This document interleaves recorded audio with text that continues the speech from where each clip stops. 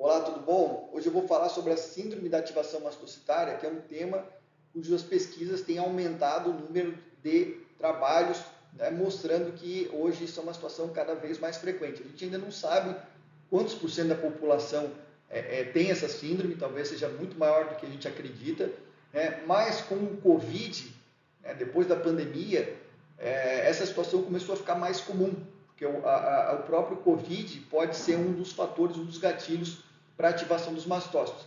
Então, os mastócitos são células do sistema imune que estão relacionadas com as reações alérgicas. Quando você tem uma reação alérgica, seja ela uma leve ou uma grave, como um choque anafilático, o mastócito vai estar ali liberando seus mediadores e dando sintomas de alergia. Então, existe uma síndrome onde o mastócito ele é, vamos dizer assim, maluco. Ele ativa mais do que o necessário, né, com gatilhos que normalmente não era para ativar essas células. E por que eu trago isso aqui? Porque tem várias pesquisas mostrando que naqueles pacientes que têm síndrome do intestino irritável, principalmente aqueles que não têm boa resposta aos tratamentos convencionais, essa situação aqui pode estar acontecendo, né?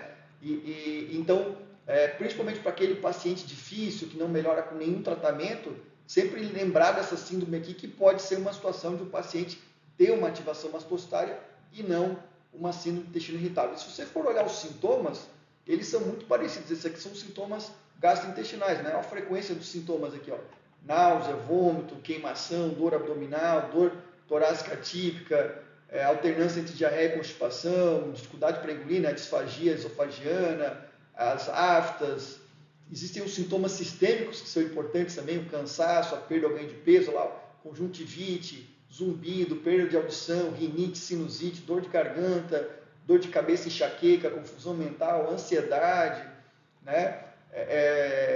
Artralgia, inflamação, mialgia, dor no músculo, inflamação, edema, né? A urticária, as erupções cutâneas, a coceira, o rubor.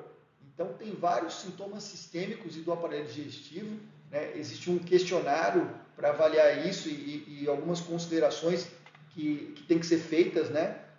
Essa síndrome ela é frequentemente associada a uma outra síndrome que a gente chama de Ehlers-Danlos, né? E a síndrome da taquicardia postural ortostática, que é o paciente que quando está deitado e quando ele se levanta, o coração acelera bastante, gera uma taquicardia, né? E diferente da intolerância à histamina, né, você pode ter outros gatilhos para ativação desses mastócitos. Exemplo, o estresse, alimentos, o álcool, recipiente em medicamentos, infecções, a própria desbiose pode ser um gatilho, estímulos ambientais como exposição ao frio ou calor, os produtos químicos, mofo, né? Então a gente tem que ter os critérios para o diagnóstico, pelo menos um sintoma em mais de um sistema, por exemplo, coceira, linfonodopatia, dor abdominal, né?